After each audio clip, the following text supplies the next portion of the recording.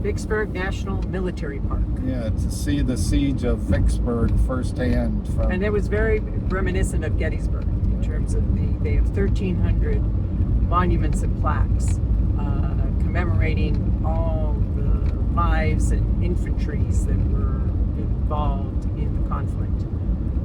So that was pretty amazing. It was a 47-day siege. And the city was later a beacon of freedom for African Americans during Reconstruction. So that was really, and it was also interesting that topographically, these sloping hills, so it was a lot different. It was different topographically than Gettysburg. Gettysburg, you had these huge, flat wheat fields, but here there's a lot of rolling hills and woods.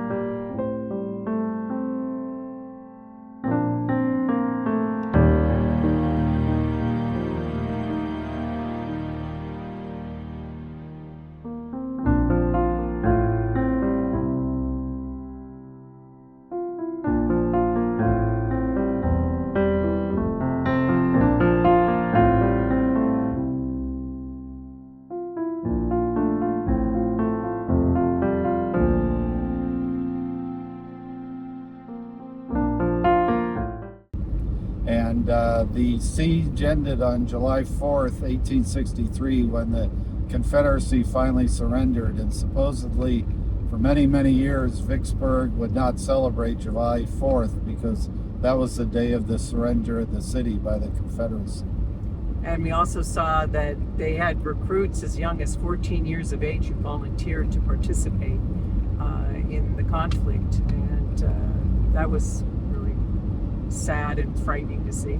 Well, of particular interest to me was the USS Cairo, which was one of the first ironclad warships that was north of Vicksburg, and it was on a mission to destroy Confederate batteries.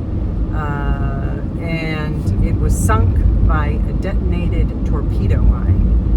Silt, sand, and mud covered the ship until its 1956 discovery. I'm obviously looking at the notes here.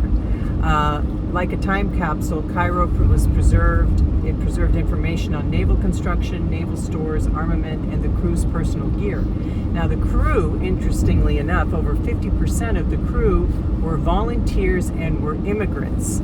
There were French, Russian, German, Danish, Irish, British, and Caribbean immigrants who were part of this crew who, had no training whatsoever. Now, in that conflict, even though the ship was destroyed, everyone survived, which was pretty extraordinary.